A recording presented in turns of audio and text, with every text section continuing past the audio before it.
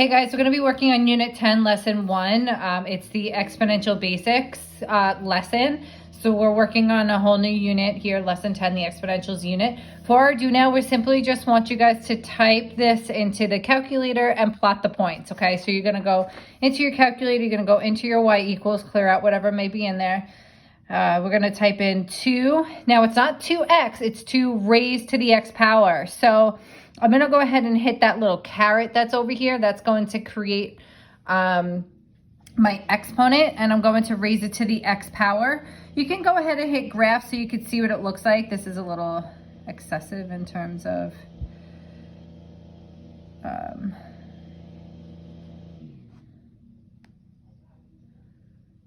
trying to get it to what the calculator is usually at school.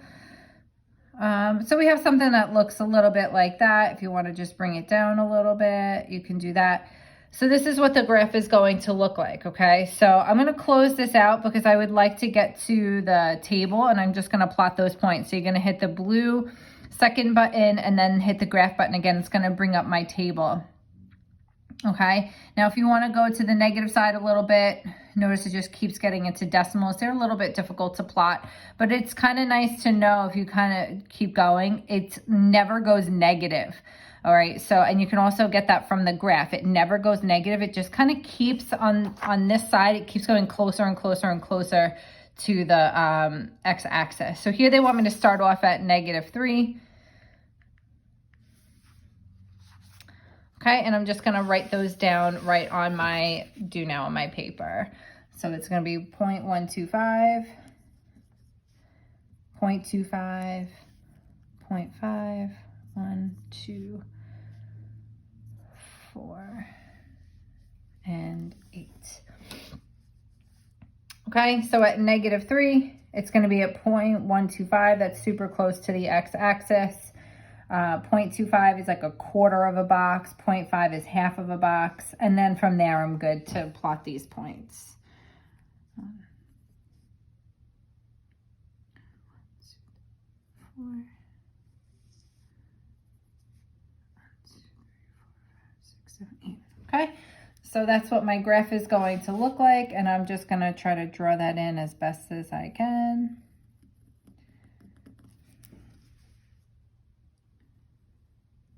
Okay, notice that I'm using arrows to show it keeps going this way and this way. Okay, and this is what an exponential graph looks like. If you've been hearing the word exponentially, hopefully if you've been listening to the news with all of this kind of madness going on, they keep saying that the number of cases of COVID is growing exponentially. And that's what they mean, right? It gets super, increases super quickly, all right? So then we have, I would like to point out that this, when you're reading the graph left to right, this is what we call exponential growth. And we're going to need that later, so it's just good to have a visual.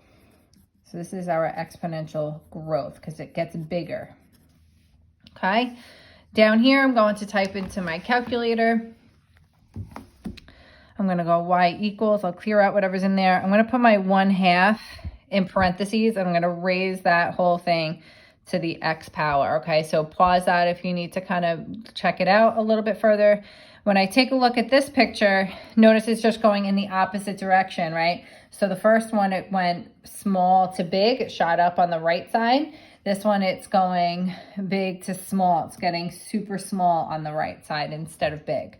All right, so I'm going to close this out. I'm going to go back into my table. I'm going to plot the points. Oops. I'm going to go from -3 to 3 again. Okay, so whatever's in my table, I'm just going to write those down.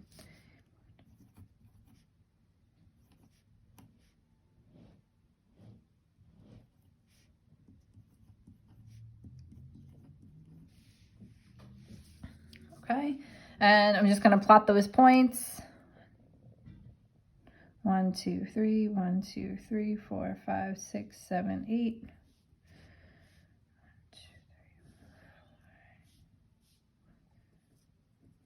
That's going to be half a box, a quarter of a box, and an eighth of a box.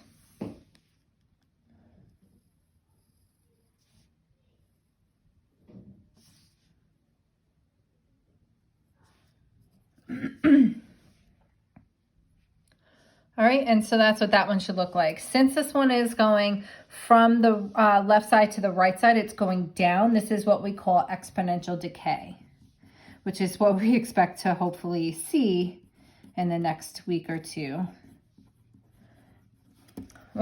with this whole pandemic scenario, right?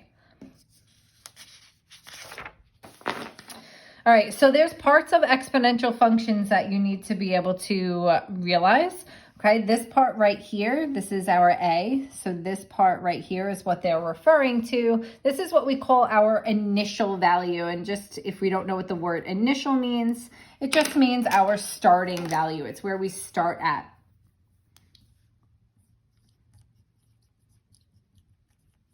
So it's our starting value. You'll always see it referred to as the initial value though.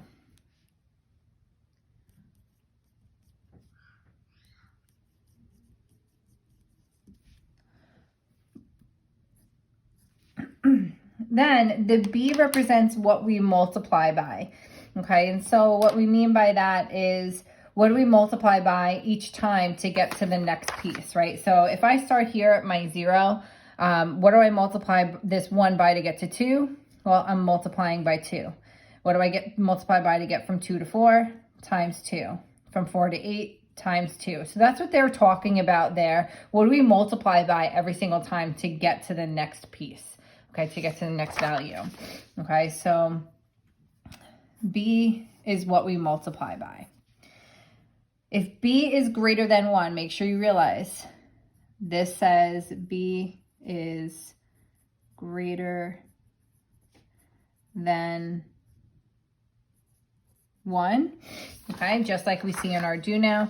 This is whatever's raised to the x power. This is technically our B. All right, so since that is bigger than 1, we had exponential growth, okay? So if B is bigger than 1, it doesn't matter what the value is, we're going to have what we call exponential growth, okay? And just to put a picture along with that, exponential growth will always get bigger as we go left to right, okay? And then we have what we call exponential decay. Okay, this is not when B is less than 1. It's when B is between 0 and 1. Okay, so when B is between 0 and 1. That's what that little math sentence says here, that inequality says there.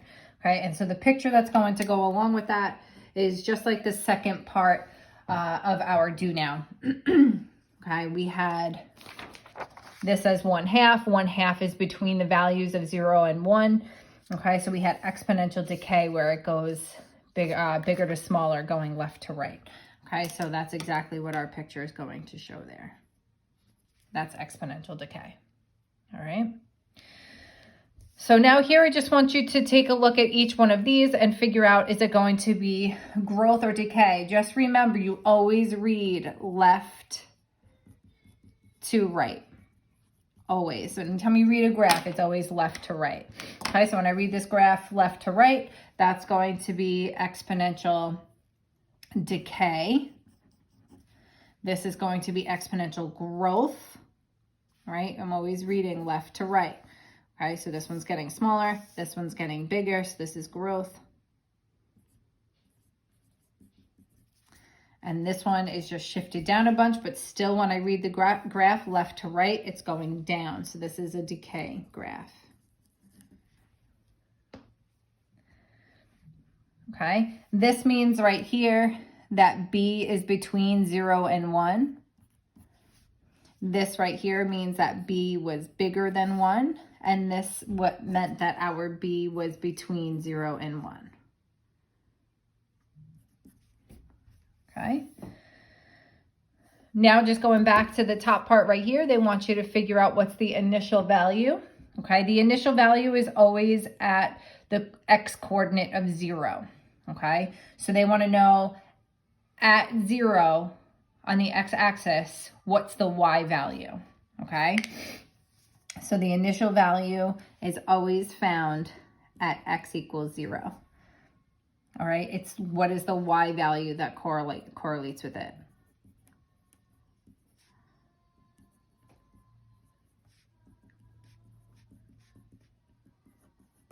Okay, what y value is at x equals 0. All right, so our initial value right here, that's our starting value. That means that if I were to make a graph right here at x equals 0, I'm going to have a y value of 2. It's essentially kind of like a y-intercept, right? It's crossing the y-axis at 2. Okay, and that means that I keep multiplying by 3 over and over and over. It's going to be growth, so it's going to be something that looks like that. Okay, I'm not necessarily asking you to make a picture, but just so you kind of have a visual to go along with it. I know I'm better at visuals. Okay, so my initial value is 2. Okay, and this part right here is going to show me whether it's growth or decay. So since it's bigger than 1, that means it's growth. Okay, that means you're going to have a picture that goes bigger from left to right. Okay, here is my initial value. So my initial value will be a 4. This part right here is going to show me whether it is growth or decay. 1/3. We have to figure out, is that bigger than 1? Or is that something that's going to be between 0 and 1, right? If you have 1/3 of a pizza, then you don't have a whole pizza, but you don't have no pizza. So if you have 0 pizzas, that means you have no pizza. If you have a whole pizza, that means you have one big whole pizza. If you have 1/3 of it left, that means that you have somewhere in between 0 and 1. Okay, so that means that we're going to have a decay. All right, here my initial value is 1/2. My b in here is 2, is going to be a growth. All right. As we work further and further, and we're going to be making exponential growth and decay equations, we're going to be coming up with them. You need to be able to know how to make percents into decimals, okay? And this is something that you probably learned in middle school, but just a quick little review for you guys. So if we're going to convert 75% to a decimal, we drop the decimal sign, right? So the 75%, we're now just rewriting it as 75. The decimal is always found in the back, which is what they're showing right here. And then we're going to shift the decimal 2 spots to the left. Okay, and the reason why we get 2 spots is a percent is always out of 100. Since there's 2 zeros in 100, it moves 2 spots. Okay, so this is showing you right here that's going 2 spots back. 1, 2. And this is where my decimal is. So it's 0.75. That's where they're getting that from. Okay, so we're going to do some practice problems with that. I'm going to pick some of the ones that I think that are probably the most tricky. And we'll kind of go from there. So just a basic one here at number 1. I'm going to rewrite this as 20. The decimal, if there's no decimal, it's always found in the back. 1, 2. Here's my new decimal. So it's 0.20. All right. Hey, this one's a little tricky, so I'm going to drop my percent symbol. I don't see a decimal at all, so it's always in the back. I'm going to loop it 2 times, but there's only one place, but I do have to loop it one more time. If there is an empty loop, we fill a 0 into there. Okay, so my decimal form is 0.04. I want you guys to realize that these are equivalent values. 4% is equivalent to 0.04. They are synonyms of one another. Okay. Here, I'll skip over to number 5. I drop my percent symbol. There already is a decimal in there. I don't need to go to the back. Okay, there's already a decimal, so I start here. 1, 2. That empty loop gets a 0, so it's 0.018. 0.018.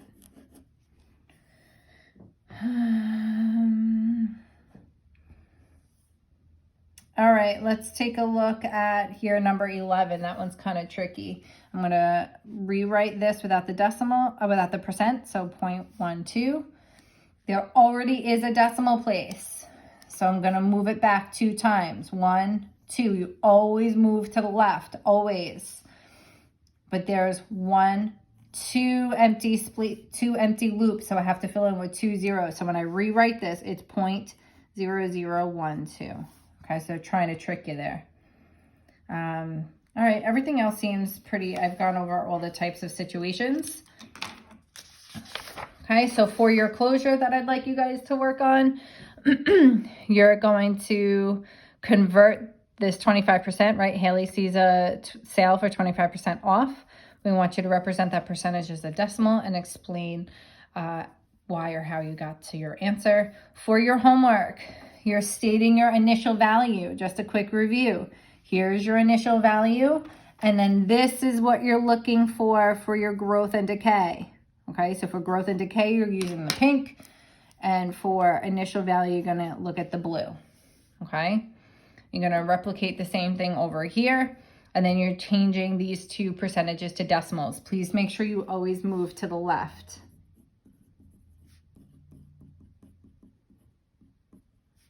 Okay, if you can, upload a picture, well, for my kids anyway, for DeFreya's kids, just take a picture of this page, upload it to the 10.1 assignment, and you'll get your credit. Sound good, guys?